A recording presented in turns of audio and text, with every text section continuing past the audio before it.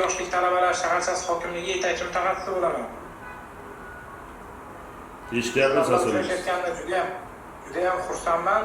Hurmatli Qashqadaryo viloyat hokimi Zoir Mirzayev, ustoz sizni Toshkentga yoshlik talabalar shaharchasiga taklif qilamiz.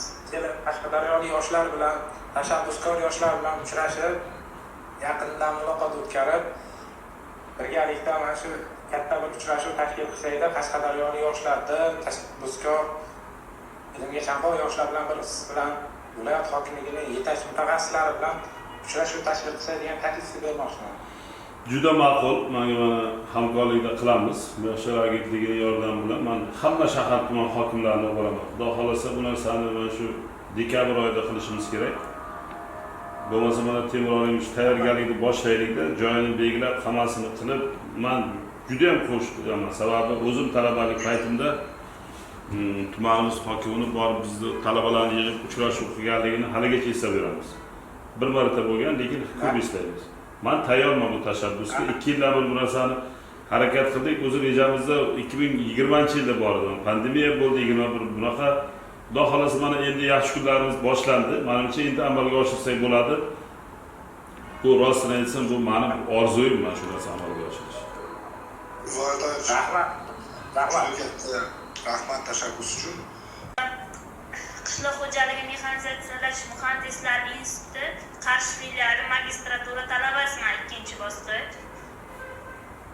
Qaval mahallasidan turmushga chiqqanman. Xo'jayin va mashq instituti talabasi, bakalavriat o'qiydilar. Bitta farzandim bor. Ish so'rab chiquvdim-da, ishga kirish masalasi bo'yicha. Oilada ahvolimiz qiyin. Nechinchi kursda o'qiysiz? 2-kurs magistratura.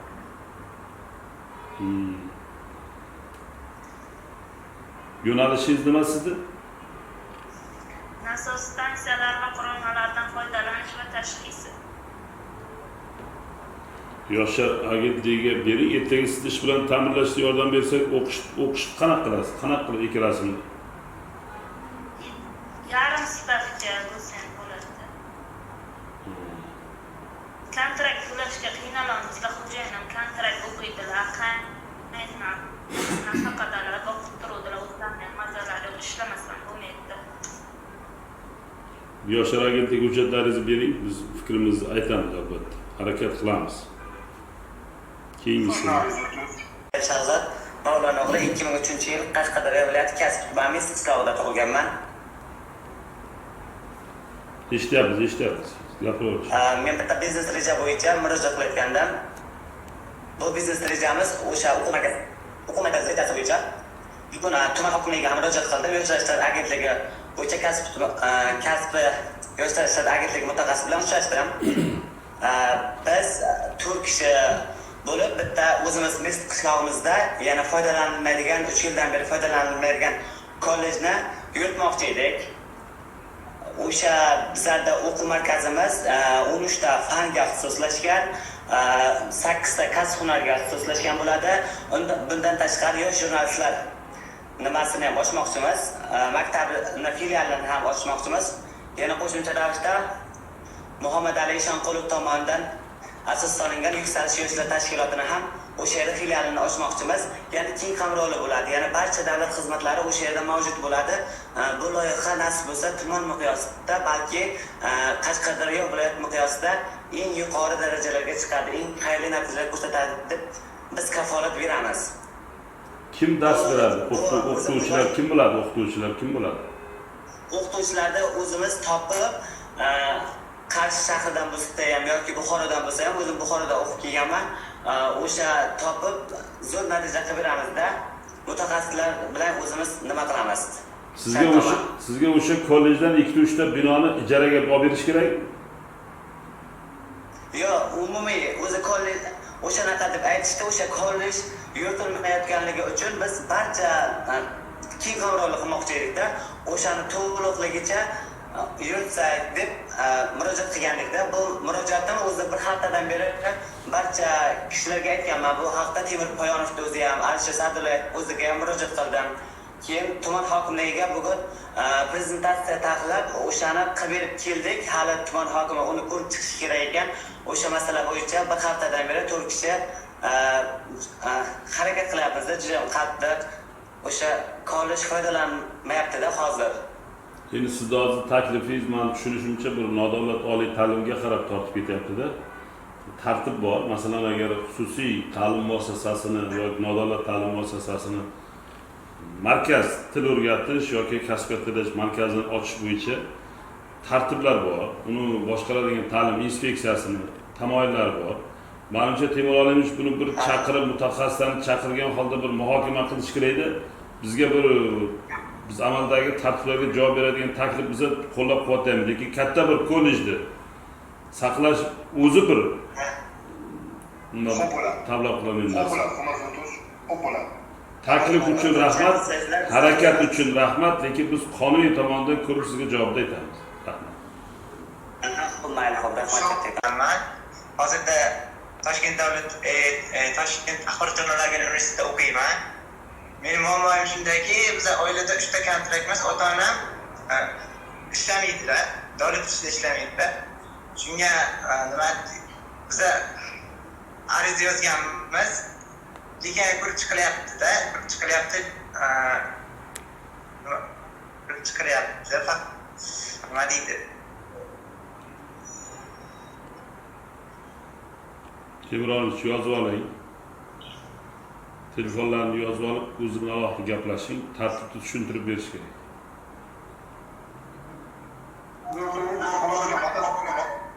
Bo'yicha biz albatta yordam beramiz do'stimizga umumiy tushunarli. Rahmat. Keyingiz. Qishloqda yashayman. Bu yil Qashqadaryo Qarshi davlat universitetiga geografiya sirtqi yo'nalishiga birinchi kursga qabul qilindim. Endi ahvolimizni aytadigan bo'lsak, ahvolimiz davlat ta'minotiga muhtoj. Bu oilada esa faqat onamning qo'lida turaman-da. Shunga hozir kontrakt to'lovlari ham qiyinchiliklar keltiryapti-da menga. O'shanga yordam berishingizni so'rab qolar edim-da. Siz arizalaringizni topshirgansizmi? Qayerga topshirishga? Mana Yoshlar agentligiga topshiring yoki oliy ta'limni prorektoriga ushlasa, ular bizga xat orqali chiqadi. Yoki bevosita bizda mana viloyat hokimining o'rinbosari bor, Rustam Yo'ldoshev eshityapti. Telefonlaringizni ayting, Rustam Yo'ldoshev sizga chiqadi hozir. Telefoningizni ayting. 99lik 256 97. Rahmat. Rustam Yo'ldoshev yozib olib, aloqaga chiqib javobini ayting. Men hozirda Islom Karimov nomidagi Toshkent davlat texnika universitetining iqtisodiyot yo'nalishi birinchi kurs talabasiman. Meni murojaatim shunday iboratki, o'zim hozirda to'lov kontrakt asosida o'qiyman. Shu bilan birga akam ham to'lov kontrakt asosida o'qiydilar. O'zim yoshlar daftarida turaman. Shu sababli amaliy yordam berishingizni so'rab qolar edim. Ya'ni yoshlar daftari doirasida kontrakt to'lovining 50%ni to'lash maqsadida. Yaxshi, sizga ham yuqoridagi tengdoshingizga aytgan nima? Javob, marhamat. Kiring, registratsiyadan o'ting, biz qonuniy darajada to'g'riga albatta to'lab beramiz. Ma'qul? Assalomu alaykum. Assalomu alaykum. Men Marjona Jo'raqulova, Yoshlar ishlari. Men ismim Bunyodjon, familiyam Hasan. Men Qarshi davlat universiteti turizm yo'nalishi bo'yicha bakalavr tugatganman va Alloh bergan shu imkoniyatdan foydalangan holda magistraturaga topshirdim va magistraturaga ham o'qishga qabul qilindim. Va albatta ikkinchi kursni tugatdim. Keyin tugatganimdan so'ng tanlov sifatida ishga topshirdim Qarshi davlat universitetiga, sababki turizm bo'yicha mutaxassislar yo'qligi uchun, ya'ni o'qituvchi mutaxassislar yo'qligi uchun Qarshi davlat universitetiga va u yerda yaxshi bo'lmadi, sababki haqiqiy mutaxassis sifatida men o'zimning fikrimni bildirdim va bu yerda o'sha o'tiradigan bosqich vazifalarini o'z vaqtida bajardim va talabalar bilan uchrashdim, ularga dars o'tib berdim, suhbatlashdim ular bilan birgalikda. Buning natijasida esa ularni soxta saqlashtirish bo'ldi-yu, ammo ishga kira olmadim. Men demoqchi bo'lgan sababim balkim ish boshlagan sizlarman, menga o'xshagan bilimli va yuqori darajaga ega bo'lgan kadrlar boshqa davlatga ketishiga sabab bo'ladi. Men aytmoqchi bo'lgan taklifim shundan iboratki, agar imkon bo'lsa biz sizlar topish bo'lmasa ular siz bilan bog'langanda ana shunaqa intervyuni olib tugatib ular bilan suhbatlashib yettiga qo'ldan kelgancha amaliy yordam berishingizni iltimos qilardim. Sababki bilimli yoshlar hammasi chet davlatlarga ishlashga ketishga majbur bo'ladi. Rahmat katta. Albatta bu sizni bitta nimadir qanaqadir sizni tushunchaningiz adolatsiz bo'lganligi sizni hayotda chekinish uchun asos bo'la olmaydi. Bu hayotni o'zi umuman tug'ilgandan yashashgacha hammasi kurashdan iborat. Shuning uchun o'ylaymanki, hayotni birinchi zarbalariga hech qachon bir to'siq, bir taslim bo'lishni nima qilmang, bunaqasi xayolingizdan chiqarib tashlang. Kurash kerak. Bitta tashkilot bu nima deydi, hamma narsani hayotdan hal qil degan narsa emas. Menimcha siz meni to'g'ri tushundingiz. Izlanishda, kurashda, harakatda davom etish kerak.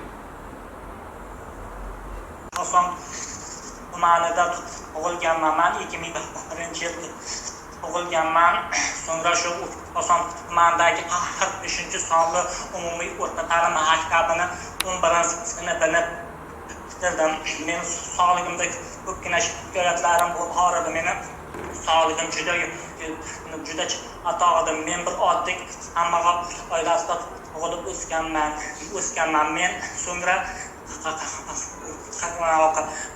Qashqadaryo viloyatidagi Metti texnikum, ya'ni Abu Ali ibn Sino nomidagi texnikumga hujjat topshirib o'tgan yili texnikumga o'qishga kirdim. Hozir men Qashqadaryo viloyatida o'sha Abu Ali ibn Sino nomidagi texnikumning 2-kurs talabasiman. Men hokim bu 11 yoshgacha yaxshi gapirib ekanman. 11 yoshimdan keyin shu mani oziqlanish mendan nuqson paydo bo'lgan. Endi men kambag'al oilada tug'ilganligim uchun hech qanday bir joyga borib bir dori olishga menda imkoniyat yo'q bo'lgan va hokim bu hozir ham menda imkoniyat yo'q. Men hozir shu 3 yilga 15 million kontrakt o'ylayman. Shu Abari ibn Sino nomidagi jamoat salomatligi texnikumiga shu meni otam shu meni qo'lichidan boqib turibdi. Hokim va shu meni shu mana shu darslarda qilishimga, shu darslarda ham shu o'zlash qilishimga shu meni o'diqlanish juda qiynaydi. Hokim va shu meni o'z jonimga shu o'diqlanish tufayli qattiq borganman. Shunga bir menga bir yordam bersangiz, shu men bir to'lov kontraktingizni to'lab berish kerakmi hozir? Yo'q, davolanishga pul so'rayapti, davolanishga. Shunaqami, davolanishga pul so'rayapti? Menga bir yaxshi hozir bitta narsa, mana to'liq telefon raqamlaringizni ayting. Ertaga siz bilan Sog'liqni saqlash boshqarmasi bog'lanadi. Mana shu bo'yicha biz kitobda ham xuddi shunaqa bir holat bo'lganda amaliy yordam berganmiz. Agar mutaxassislarni nimasini olamiz, zudlik bilan albatta sizga yordam beramiz. Telefoningizni ayting. Hozir aytaman. Hurmatli Davlatovich, Qahramonbek, men sizga yozib yubordim Telegramdan. Shu Telegramga yo'q, meniki men hozir yangilamizga aytaman. 292 35 30 94 292 35 30. Rahmat. Bo'ldi, siz bilan bog'lanishadi. Alohida xayrli uzr. Men asli Buxoro viloyati Shohruxxon tumanida istiqomat qilaman. Hozirda Qarshi davlat universiteti san'at va madaniyat va san'at muassasalari tashkil etish hamda boshqarish yo'nalishi 2-kurs talabasiman. Men shu soham bo'yicha jurnalistikaga qiziqaman. Birinchi kursda harakat qildim ancha-muncha narsaga. Qarshi davlat universiteti gazetalariga, umuman viloyatdagi gazetalariga maqola she'rlar berdim, lekin chiqarishmadi. Keyin o'sha universitetda jurnalistika fakulteti yo'q. Shuni ochsa bo'lmaydimi? Qarshi davlat universiteti jurnalist fakultetini ochish to'g'risida so'raymi? Shunday. Ochilsa, keyin mana shu jurnalistika yo'nalishi bo'yicha 14 noyabrda yosh jurnalistlar maktabiga Qarshi viloyatiga kasting bo'lyapti. Shunga qatnashmoqchiman-da. Shu masala shu jurnalistika yo'nalishi bo'yicha harakat qilishimga yordamlashishlarini so'rayman. Qarshi davlat universitetidagi professor o'qituvchilarga ba'zi birlariga murojaat qildim. Xuddi deyishadi-yu, lekin yordam shu harakat qilgan bilan baribir sado chiqmaydi-da o'qituvchilardan. Siz fakultet ochish to'g'risida gapiryapsizmi? Shunaqami? Sado shu to'g'risida aytyapsizmi? Birinchi o'zimning muammom mana shu yo'nalishim bo'yicha, shu jurnalistika yo'nalishi bo'yicha harakat qilmoqchiman. Shunga yordam berishni so'rayapman. Ikkinchisi esa o'zimning taklifim Qarshi davlat universitetida jurnalistika fakultetini ochish. Sizga nima yordam kerak? Mayli jurnalistika fakulteti kengroq o'ylanadigan masala, davlat darajasidagi masala. O'zingizga nima yordam kerak? Aniq. Shu she'rlaringizni mana bu bosma nashrlarda chiqarishga yordam so'rayapsiz? Ha, shu bosma nashrlarda chiqarishga yordam, keyin o'sha buni nimaga olish kerak edi? Biz mana gazetalarimizni aytamiz, yordam beramiz. Rahmat. Sog' bo'ling. Men Milliy vazifa musamman Qashqadaryo viloyati Qamash tumanidan hozirgi kunda Milliy universitetining birinchi bosqich talabasiman. Ijtimoiy fanlarda birinchi guruh mag'rurmanda. Hozir menga kompyuter kerak bo'layotgandi. Ilmiy maqolalar yozishga harakat qilayotgandim va kelajakda kompyuter jumlalar aravachada foydalanishim uchun kerak bo'layotgan o'shanga moddiy murojaat qilib bo'ldim. Siz Toshkentdamisiz? Hozirgi kunda men remont ketayotgandim. Bugun telefon qilishdi. Ertaga ketishim kerak Toshkentga.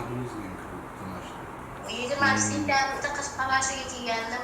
Ma'lum muddat menga muhlat bergandi remont bitguncha. Hurmatli zo'rlar, agar ruxsat bersangiz men javob bermoqchi edim. Sizning bizga Zebin Soxonga. Zebin Soxon haqiqatan ham siz shu aravachada turib, Milliy universitetda o'qib, sizga kompyuter kerak bo'lsa, bizda yoshlar jamg'armamiz bor. Hurmatli zo'rlar, biz bir hafta muddatda notebookni olib berishni ta'minlaymiz. Zebin Soxonga. Shuni bepul berasizlarmi? Shunday bepul beramiz. Shunday bepul bersalaring ishonamiz. Bo'lmaydigan bo'lsa, viloyat hokimligi ham tayyor. Hurmatli zo'rlar, biz tayyormiz, jamg'armamizning mablag'imiz bor, olib beramiz.